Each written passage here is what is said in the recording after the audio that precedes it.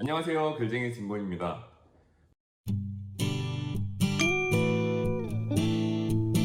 화내지 않고 불편함을 전달할 수 있는 방법이 뭐가 있을까요? 사실 대화를 할 때 평소에 기분 좋을 때는 대화법을 배울 필요는 없습니다. 그런데 내가 말하기 어려운 것들을 어떻게 전달해야 될지에 대해서 많이들 궁금해 하시죠. 그 중에 하나가 직장 상사 혹은 가족, 친한 친구, 연인과의 어떤 불편한 것들을 전달하고 싶은데 말하지 않으면 모르겠고 말하자니 싸울 것 같고 어떻게 전달해야 될지 모르겠는 상황들이 나타나곤 하죠. 그럴 때 저는 이 방법을 배웠습니다. 그래서 그 방법을 같이 공유를 해볼 건데 한 번씩은 다 들어봤을 이야기입니다. 비폭력 대화라는 책에 나오는 내용을 한번 같이 보면서 어떻게 불편함을 상처 주지 않게 화내지 않고 전달할 수 있을까라는 이야기를 한번 나눠볼게요. 친절하고 배려심이 있는 사람들은 화를 잘 못 냅니다. 그렇게 쌓이다가 화병으로 이어지곤 하죠. 그런 분들에게 이 영상이 꼭 도움이 되었으면 좋겠습니다. 쉬운 이해를 위해서 한 가지의 상황을 가정하고 한번 출발해 봅시다. 많은 미디어를 통해서 이런 부부간의 갈등이 많이 일어나요. 남편은 항상 퇴근하고 늦게 들어오고 본인은 독박 육아를 하는 주부의 이야기를 한번 상상을 해봅시다. 오늘 좀 몸이 안 좋아서 좀 일찍 퇴근해달라고 부탁을 한 상황에 아무리 시간이 지나도 퇴근 시간이 지났는데도 연락이 안 됩니다. 그러다가 이제 10시가 넘어서 들어온 그 남편에게 뭐라고 이제 내 이야기를 전달해야 될지, 이런 상황에서 보통 뭐라고 얘기가 나올까요? 왜 맨날 늦어? 지금 몇 시야? 왜 내 생각은 안 해? 일이야 나야?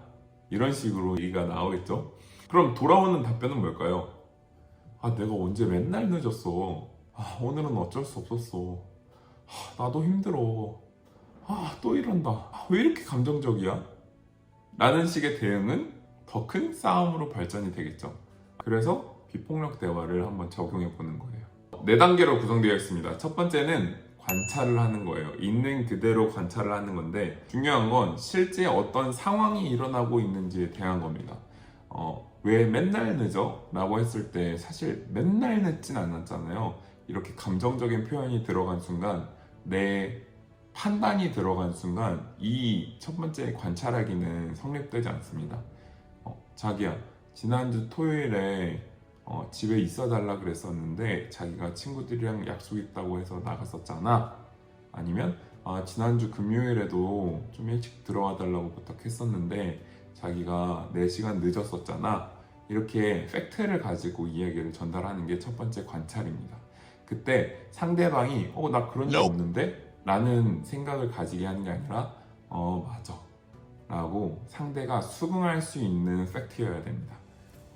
그래서 첫 번째는 관찰, 있는 그대로 전달하는 거였었고요. 2단계는 느낌을 이야기하는 거예요. 나의 느낌을 이야기하는 겁니다. 여기서 중요한 거는 상대방을 통해서 느낀 나의 감정입니다. 내가 속상해. 내가 당신이 이런 행동들로 인해서 내가 서운하고 속상해, 섭섭해.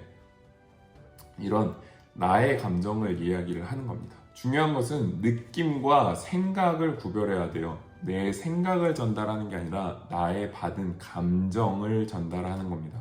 예를 들면 내 생각에는 당신이 좀 더 일찍 들어와야 된다고 생각해.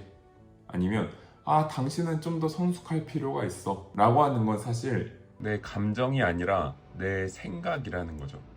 그래서 관찰하고 느낌을 얘기를 했으면 세 번째는 욕구입니다.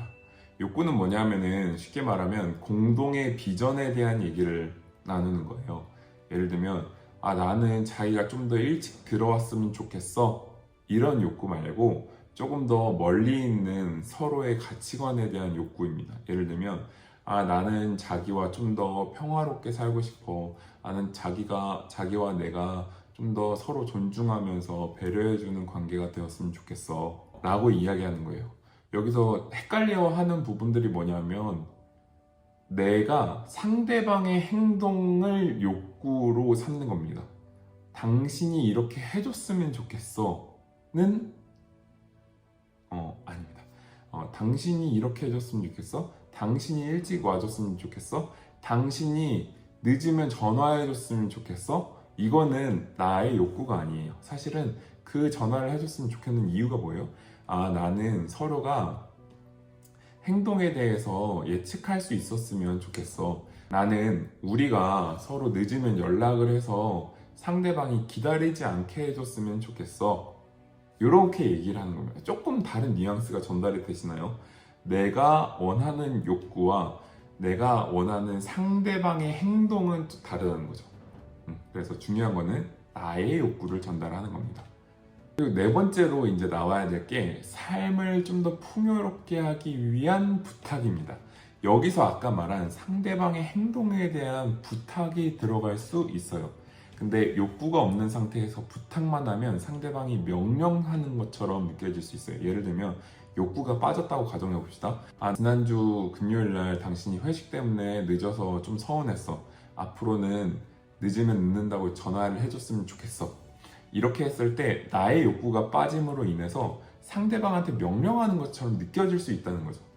그래서 그 중요한 3단계인 욕구가 들어가야 됩니다. 우리는 이 욕구를 건너뛰는 순간들이 많아요. 그리고 네 번째가 뭐냐면 포인트는 긍정적인 행동에 대한 요구입니다. 모호하게 하는 게 아니라 구체적으로 해야 돼요. 긍정적으로, 구체적으로, 긍정적으로, 구체적으로 이렇게 이야기하는 건데, 예를 들면 앞으로 자주 연락해줘. 이거는 너무 모호하죠. 그리고 늦으면 늦는다고 나한테 전화해줘. 이거는 조금 부정적으로 느껴지잖아요. 조금 더 긍정적인 행동의 언어로서, 긍정적인 뉘앙스로서 전달을 하는 겁니다. 자기가 5시에서 7시 사이에 몇 시에 퇴근하는지 한번 전화가 안 되면 문자라도 남겨주면 좋겠어. 혹시 그래줄 수 있을까? 이렇게 좀 긍정적인 표현으로 전달을 하시면 좋겠죠. 사실 부정적인 감정이 막 이렇게 올라오고 있을 때, 화가 나고 있을 때 이렇게 표현하는 건 쉽지 않습니다. 하지만 상처 주지 않고 화내지 않고 불편했던 점들을 얘기하는 데 있어서 이런 감정적인 부분들을 잘 컨트롤 하시고 부정적인 부분보다 긍정적인 언어로 사용을 해주시면 훨씬 더 전달이 더 잘 될 거라는 겁니다. 종합하면 첫 번째 관찰, 두 번째 느낌, 세 번째 욕구, 네 번째 부탁 순서입니다. 관, 느, 욕구 이 순서대로 말씀을 해보시면 불편했던 점을 화내지 않고 전달할 수 있으실 거예요. 좀 더 궁금하신 내용이 있으면 비폭력대화 책을 통해서 보시거나 아니면 댓글을 오늘 어떠셨나요? 책의 내용이 잘 전달되었길 바라면서, 사실 말하는 것만큼 행동하는 건 쉽지 않습니다. 근데 이런 것들을 행동하려고 노력하시는 여러분들이 스스로 뿌듯함을 좀 가져가셨으면 좋겠어요. 내가 이렇게 관계를 위해서 노력하고 있구나 라고 생각을 해주시면 좋을 것 같습니다. 긴 영상이 도움이 되셨다면 좋아요와 구독 눌러주시고 앞으로 더 많은 영상, 더 좋은 영상으로 찾아오도록 하겠습니다. 그러면 다음 주에 만나요. 안녕.